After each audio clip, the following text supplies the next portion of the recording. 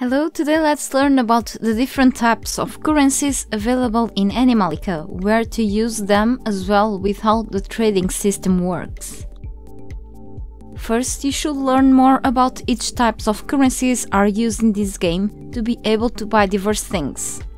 There are a few kinds of currencies in ANIMALLICA, being gold coins the main currency. You will obtain these gold coins through some different ways. One of the ways of getting these coins is by exploring maps and finding coin bags randomly on the ground. It is a matter of luck finding these, but keep at it. Each bag contains about 20 gold coins each, usually. One or another world container may also have some gold coins inside, but I find it not to be the most reliable source to get a good amount of gold coins. Killing certain types of enemies can give you some gold at times, once you loot their corpses, but only specific enemies, like the hell horses for example, they drop some gold coins, but they are not very common to come across with in some maps, so I choose another source to get more coins instead. The most reliable way of obtaining gold coins is by getting gold nuggets from mining gold rock nodes that look like this. This can be found randomly through most of the maps. Then you will need a blacksmith to smelt the nuggets into gold ingots. 16 nuggets are required to obtain 1 gold ingot.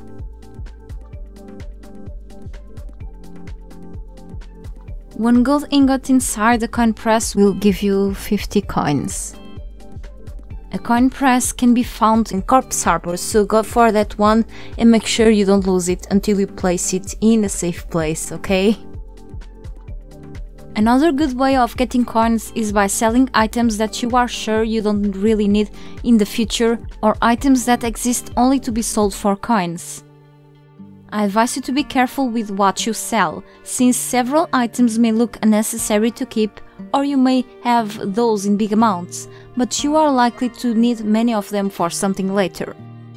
Also, always check the price of each item on your inventory. You can see it on the icon and see how much they're worth. Many of these items are not worth selling because of having such a low amount of value to traders. I advise you to choose selling repeated weapons or tools that are worth a significant amount of coins each. Through your journey, you will find multiple weapons and tools. I usually choose to keep 1 or 2 of the same weapons I already own in containers, just in case, and sell the rest. Certain types of enemy loot like alloy chains, claws and broken chainsaws are useless but can be sold for a certain amount of coins, for example. Also, there are several kinds of weapons that the enemies will drop and you don't need so many, so you can also sell those if you wish. Pay attention to not sell all kinds of items dropped by enemies though, in exchange for gold, because you will need them for later. They will help you in crafting something or even to trade with the traders for something else other than gold. Every gold coin you find or get from selling things go directly into your account. The total amount of gold coins you currently own can be seen by accessing your inventory interface. Gold coins can be used to purchase a big variety of things at the traders' shops. Another advice I'll give you is to save up a little bit and prevent yourself from relying on buying crafting resources or decorations, at least until you are more advanced in the game, since there are other things in the shops that you may need to prioritize. Also, food and drinks may not be very necessary to buy at a certain point, due to the existing big amount of these consumables in points of interest as well with in other parts of many maps. Of course, it will depend of the items. If you don't find enough, let's say enough milk in the areas that you've passed by, you may need a few more to help you crafting something else. But I will still be careful when it comes to buying consumables from the shops, okay? Credits are another kind of currency. This can be mainly obtained by completing the journal quests you have.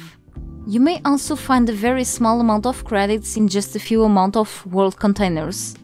Like gold coins, credits obtained will go directly into your account, where the current balance can be seen through the inventory interface as well.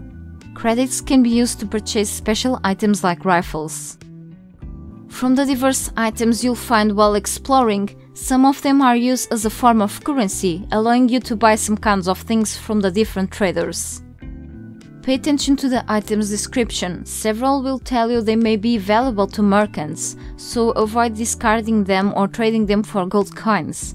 Instead, keep them until you have enough of those items to trade for something with the NPC merchants or traders later. Silver and bronze coins may be somewhat rare to find in the world. There is a specific type of enemy that may drop silver coins, the Nightmare. However, the most reliable source to obtain both types of coins is by mining silver or rock nodes, for the silver coins of course, or tin ore nodes, and copper ore nodes for the bronze ones. As long as you first smelt these ores in a blacksmith and turn them into ingots, like you'll do with gold. One silver ingot requires about 8 silver ore units to be crafted, while one bronze ingot requires about 1 tin ore unit and 7 copper ore units. Once you have enough ingots, you should be using the coin press like you hold with the gold ingots, but in this case to obtain either silver or bronze coins. These kinds of coins are a secondary form of currency in ANIMALLICA. The treasure hunter badges can also be used to buy something special from a shop. You can find this type of badge inside the hidden chests through some maps. Look around areas that you may find uncommon to see loot around.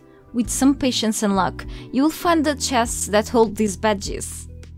Certain types of loot dropped by enemies are also used for purchasing things. Items like corrupted hearts and heads can be collected in order to allow you to purchase something from some traders. To collect Hellhound or Gorehound heads, make sure you kill these mutant creatures with arrows. Green Hunter badges are used as a currency and can be usually obtained through 3 different ways: by destroying enemy spawn points or nests, killing certain types of humanoid enemies, and removing contaminated barrels from the ground. Things like pearls, horseshoes, sealed chests, seashells, starfish, feathers, food crates, wildflowers, precious gems, and so on have an interesting value for merchants. These can be all used to trade for certain types of items through mostly of the NPC's trader shops. Collect as many as possible so you will have enough to buy cool things. You will find several of these items while exploring, so pay attention to your surroundings to avoid missing any. Things like the food crates should be crafted, while precious gems are a rare drop from mining random rocks or looting certain world containers. Keep trying and you will find some. Jade and Turquoise stones come from green or blue rock nodes. They are however rare to find, since their spawn is random, under the RNG system. There are different types of NPC trader shops through a small amount of maps from the game. Currently, and I mean while making this video, the available NPCs that are willing to trade things with you are: in Corpse Harbor, the general goods vendor who sells a big variety of items, from consumables to decorative pieces. The animal trader. As the name says, he has available a certain variety of animal species as well with mutant creatures to sell. The landscapist. This one sells many different types of nature items or natural enrichments that are used to decorate the place you're planning to build your base or animal's habitat at. It has diverse kinds of trees, bushes and other plants, even a pond. The materials trader. This one has some different kinds of crafting resources available to buy. You can also find all of these types of resources while exploring. In Dorado. The bartender at the saloon is no more than just a general goods vendor in disguise. He will sell you the same things you'll find in the one at Corpse Harbor. In Cultsburg. The madman is an unusual merchant that will sell you unusual things. He's selling special, strong weapons as well with tokens and bugs. And I almost forgot, there's this guy here that is no more than just the infected version of the general goods vendor. He sells pretty much the same things as the healthy guy. Also, don't forget that you will be able to craft later in your game some of the merchant stalls that you can place in your base for convenience, which means that you will have access to the general goods vendor shop, the landscapist, as well with the materials trader shops closer to you. Not needing to go to Corpse Harbor anymore, just in case you'll need to buy things from one of these vendors. Don't forget to purchase a selling license from the general goods vendor to be able to craft one of these stalls. Once you reach to one of the NPC merchant shops, you should have enough things in your inventory or account balance while trying to purchase anything. Then just select what you wish and buy.